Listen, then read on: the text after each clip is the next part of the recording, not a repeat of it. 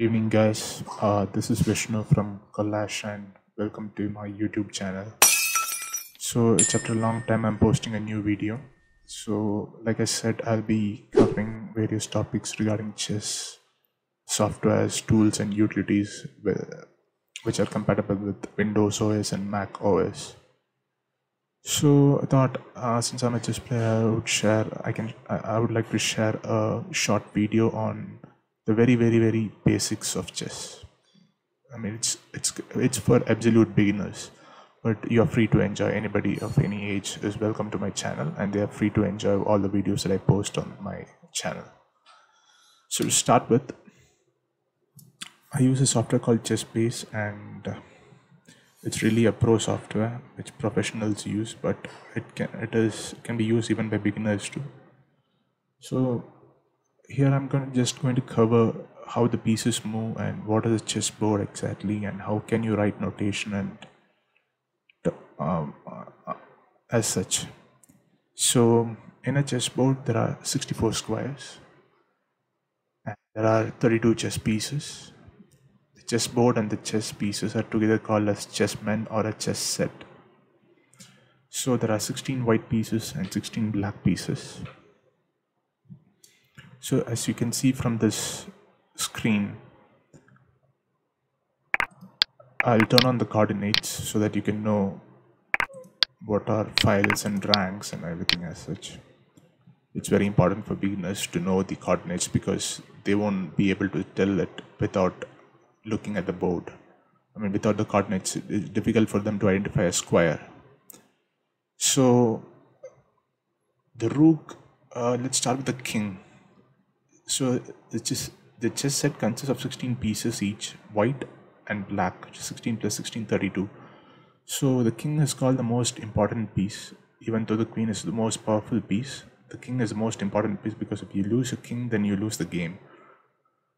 And the queen is the most powerful piece because it can travel in any direction. It can go diagonally, it can go vertically, it can go horizontally. The rook moves is the second most powerful piece after the queen. It can move only vertically and horizontally, followed by the bishop and the knight and then the pawn. So the bishop, this is a light squared bishop because it is on a light square. It can move only on light squares. It cannot change its color. It cannot move on dark squares. And it goes only diagonally. And the knight moves in L shape. This is the knight. The knight moves in L shape. And the pawn moves forward. And it cannot move backwards. So whenever you make a pawn move, be careful because you cannot undo the move and move it backwards because pawn doesn't go backwards. It only moves forward. And in its first move, it is free to move 2 squares towards the front or even 1 square towards the front. But once you move your pawn towards 2 squares front and then on, it moves, you can only move it 1 square ahead. You cannot move it again 2 squares again. And the pawn can also move diagonally. I mean, only if there is a piece on its diagonal so that it can capture that piece. For example, imagine if this queen was on e3, then the pawn can simply capture the queen like this. So the pawn can also move diagonally, but only in the case where it is able to capture a piece of its opponent. Except the king. You cannot capture the king. That would be illegal to do so. You can mate the king, you can checkmate the king, but you cannot capture the king on the board. Okay, so this is all about the movements of chess pieces and how many chess pieces are there on the board. Now, talking more about this, I'd like to play a few moves, random moves, in order to explain a concept called en passant, or it's also sometimes called as en passant. So it's a French word. So I move my pawn 2 squares to the front, e4.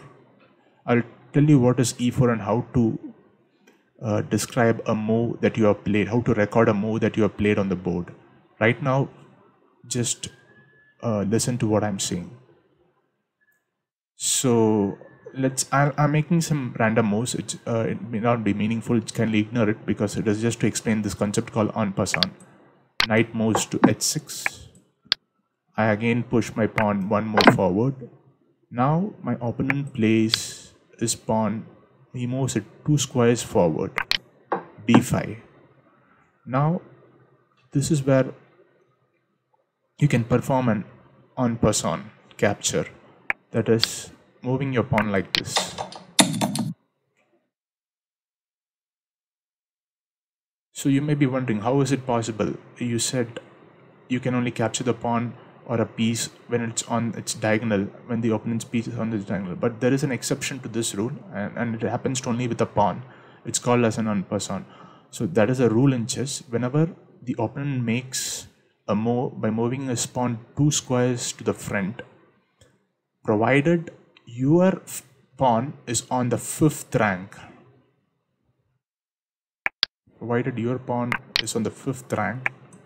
and he has moved 2 squares forward, then you can capture the pawn like this. The same applies to black too, but it would be slightly different here. Black can perform an en passant when you have a pawn on the 4th rank. That is, you have just moved your pawn to the 4th rank, and if there was already a pawn, imagine that this d pawn is already on the d4 square, and you have moved your pawn 2 squares forward, then black can capture the white's pawn by performing an en passant like this. I'll show it to you. I'll make some random moves.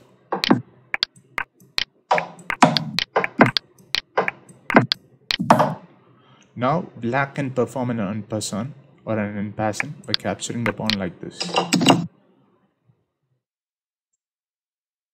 This is about en passant.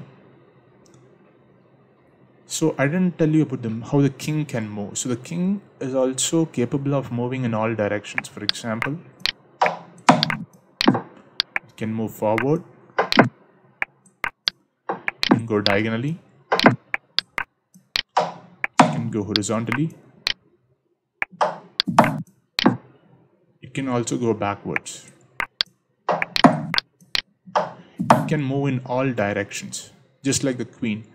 But only difference is it can move only 1 square at a time, whereas the queen can go n number of squares at a time. Whereas, of course, n cannot be denoted because in a chessboard maximum you can move 7 squares or 7 squares forward, backward, or diagonally. Whereas what I meant was the queen can make a move, it can jump to more than 1 square, whereas a king can only move to 1 square at a time. It cannot jump like the knight or like the other pieces. But the king is a very versatile piece and the most important piece. So, and particularly it becomes active in the end game. So king is also a piece. So you should also play with your king in the end game. So that is, I'll come to that later. So this is about the basic movements of the pieces. So I want to talk about notation too. So as you can see on the right side of my screen, these are the movements. So what do you mean by notation? Notation is nothing but a way of representing the moves that you have played on the board. So why is notation important? Notation is important because you need to record the moves that you have played in a particular tournament against an opponent so that you can analyze it later, find out what the flaws are in the game, find out your strengths and weaknesses, not only yours, even your opponent's strengths and weaknesses, identify the mistakes, and so that you can improve it next time when you play against the opponent or play a new game against anybody, be it even a computer or anybody. It's for self-improvement. So that's why you need to record the moves that you have played on the board. So that is what you mean by notation. So how do you represent the move that you have played on the board? It's very simple. It's just like as easy as plotting a graph. Now you can see on the left side,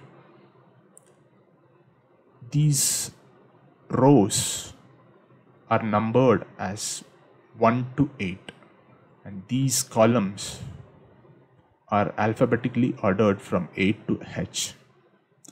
So in chess, you don't call it a row and column. Instead, you call a row as a rank and a column as a file.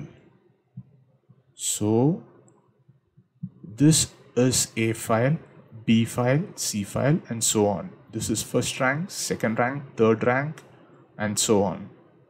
So whenever you move a piece or a pawn to a particular square, you denote that move where both these lines meet.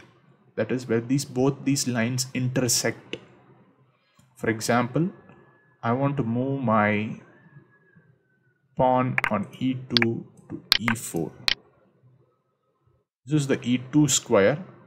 This is on E file and this is on second rank. So this is E2. So I want to move my pawn to E4, this square. How do I denote it?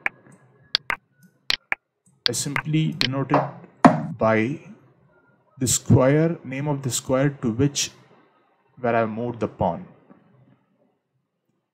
It doesn't have any prefix as PE4 or something like that, whereas some books denote PE4 too, but that is also not wrong.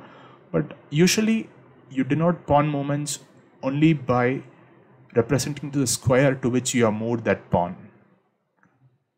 So here you simply write it as E4. So whenever you come across a chess book and you see only the name of the squares in the book, it indicates that those are pawn movements. You can also write it as E2, E4, but the modern algebraic notation simply states it as writing it as E4. It's the most simplest way of writing representing a pawn movement. Now you want to move this knight to this square, to the F6 square. So how do you denote it? You see on which file the square exists. It is on the F file, and it is on the F file, and you see the rank on which the square is moving. It is on the 6th rank. So it intersects here, this point, and whenever you make knight movements, you represent it by capital letter N, because K is used for the king, so you can't use again K for the knight. So that's why you represent it as N. So you simply represent it as NF6. Similarly, other pieces are represented as Q for queen, B for bishop, R for rook, N for knight, K for king. So I'll make another random move. So I'll move the queen to this square. So how do you represent this move? It is queen F3, as you can see on the right side of the window. This is the F file, and this is the 3rd rank. So this square is F3, and you are moving your queen from D1 to F3. The queen is represented by the symbol Q. So you simply write it as QF3. That's it, all about notation. If you have any doubts or anything that you would like to ask me, you're totally free to ask, and you can post it as comments in my video. So anything else you would like to know more about chess, you can please post it as comments. I'll be sharing lots of more videos are coming up. Just a new channel. I just started it a couple of months back, and I was inactive too for a few months, but I'm again going to actively start posting videos. So thanks a lot for watching, and don't forget to subscribe to my channel. Take care of yourself. Bye. This is Vishnu signing off. Thanks a lot. Thanks for watching.